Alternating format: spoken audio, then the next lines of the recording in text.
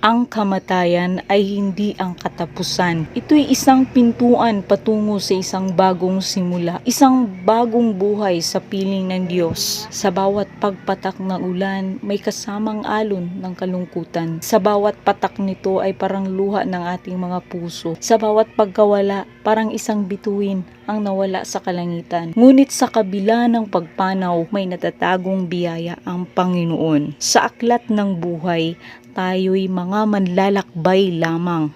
Ang ating katawan ay alabok na babalik sa alabok. Ngunit ang ating kaluluway aakyat at patungo sa kanyang kaharian. Kung ang mundo ay puno ng paghihirap at sakit, ang kalangitan naman ay puno ng kapayapaan at kagalakan na walang hanggan. Sa bawat pagluha, ang Diyos ay naroon, pinapahid ang ating mga mata. Sinasabi niya, huwag kang matakot sapagkat ako'y